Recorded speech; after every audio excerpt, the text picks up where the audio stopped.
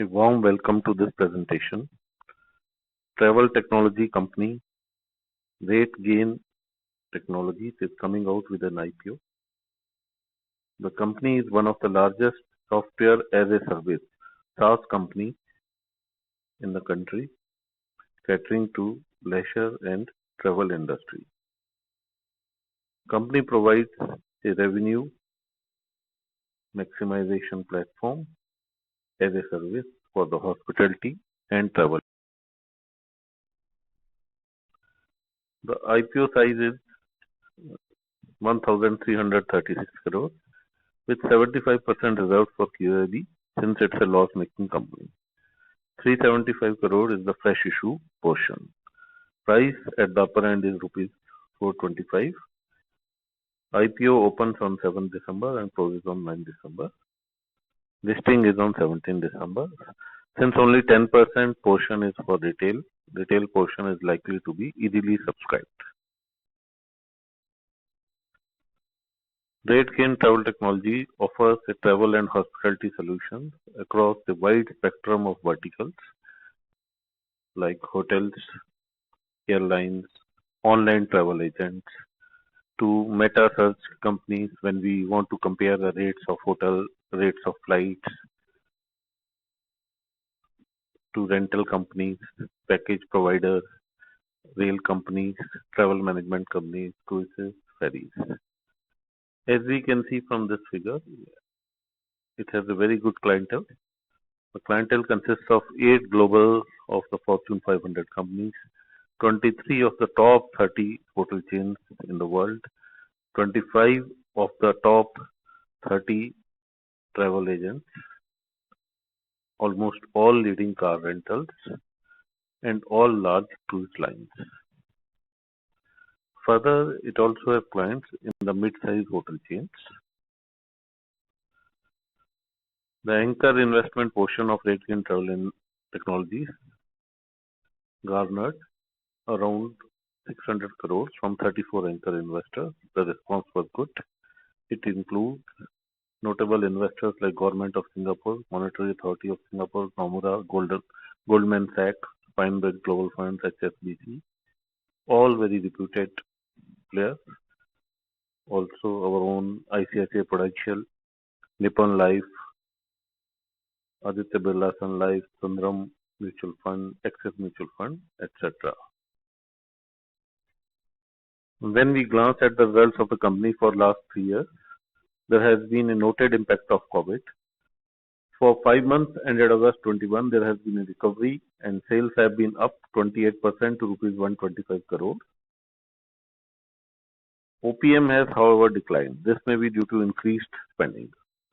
For FY21, sales were down 37% to 251 crores. This could be mainly due to slowdown on account of COVID. Price to sales ratio, which is a company's market cap divided by the sales, divided by the price, stands at about 18.1 for this company.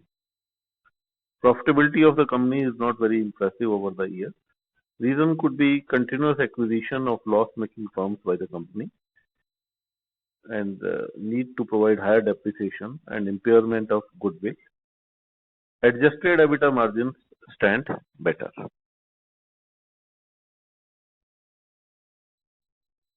%70 of this IPO is an offer for sale, which includes a offer for sale by TA Associates or Wagner, who are bringing down their holding from 23% at present to just 5%. Rest is by promoter. The promoter stake will come down from 67% to 57%. 375 crores is the fresh issue, which out of which 85 crores will go to debt repayment. Some will go to set up a new data center.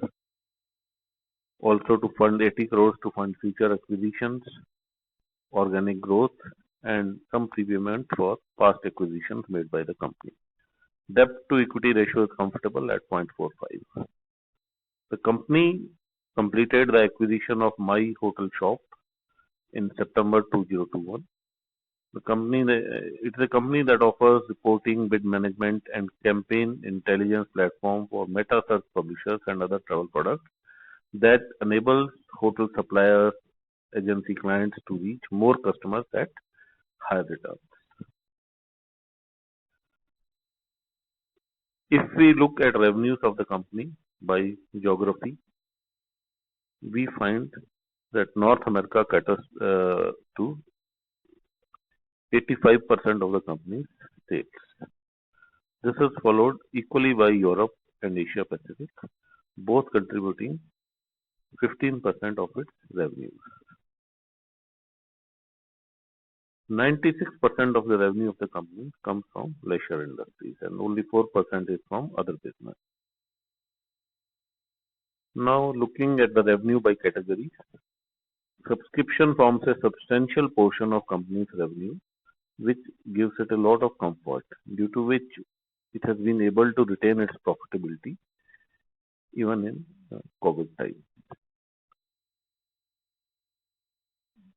Transactions account for 26% of its revenue, and a hybrid model accounts for 30% of its revenue. The company has three major segments. Distribution, this is the largest revenue contributor, 49% to 50% in FY21. This provides a seamless connectivity between accommodation providers, that is hotels, and their demand partners. The company software helps to communicate the availability, rates, availability of hotel rooms, etc., and the content. Next is data as a service. This contributes 37% of the revenue. The company SaaS provides data and information to suppliers and demand providers. It helps them develop insights including competitive intelligence and parity intelligence. The third vertical is marketing technology or MarTech, which contributes to about 14% at present but has been growing. So this enhances the brand experience to drive better customer satisfaction. It engages the customer to increase bookings and ensure guest loyalty. At times when the stock markets are booming, many things tend to be overlooked, especially the price part. The company, despite having repeat business year after year, is having low EBITDA margins, and one cannot be sure whether this can be corrected with time. There is a big threat to the nascent recovery in the travel and hospitality sector from the new virus strain, which may derail or delay the margin recovery. The company has in the past suffered losses due to COVID, and this trend could accelerate going forward. The company raised rupees 111 crores from a PE investor Avatar at rupees 145 per share about 15 months back. Now the asking price for the IPO is about 3 times, which is certainly quite stretched. So despite the company posting losses, showing negative earnings, it's still asking a steep price for the IPO. RateGain serves a rapidly growing and large addressable market. Third-party travel and hospitality technology sector is estimated to grow at a CAGR of 18%. 65% of the company's revenue comes from the advanced market of North America. It enjoys good stickiness, which is manifested in its gross revenue retention rate of 90% plus over the years.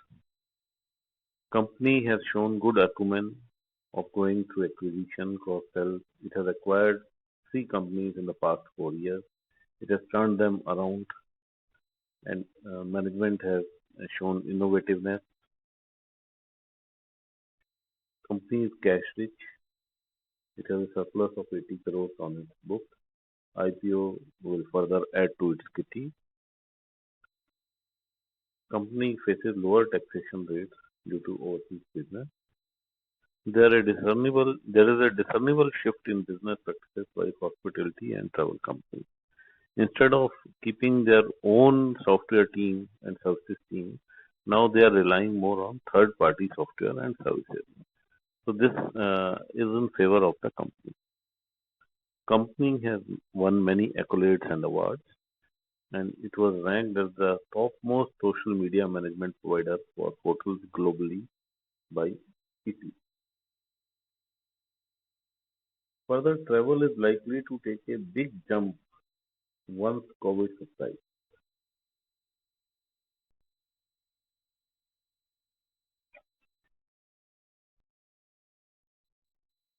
COVID has also accelerated the digitization process in the hospitality and travel sector. The company's products are AI-driven, innovative, and are offered in software as a service. It has relations with more global customers, and many of these customers have been with the company for years. RateGain is aiming for a EBITDA expansion once the recovery in the hospitality and leisure industry starts. Company has a diversified revenue stream from various geographies, from various product offerings and customers. It has a subscription-based business too, which forms a large part of its customer engagement and contributes significantly to its revenues. This is the reason why the company's base was protected even during COVID time.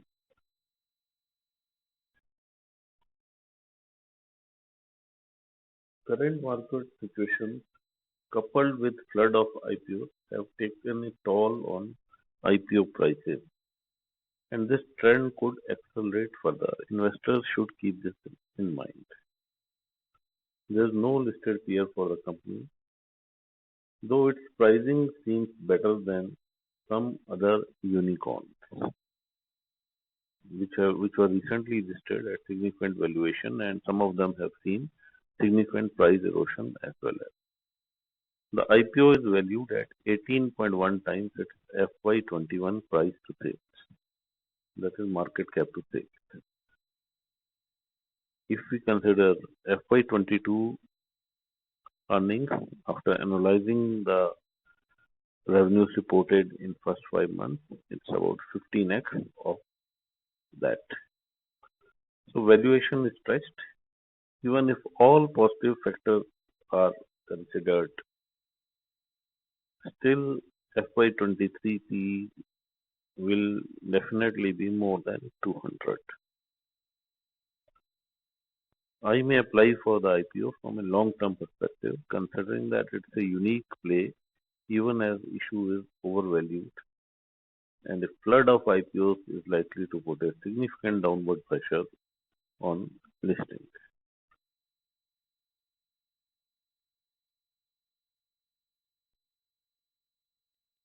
Thank you. Please read the disclaimer carefully.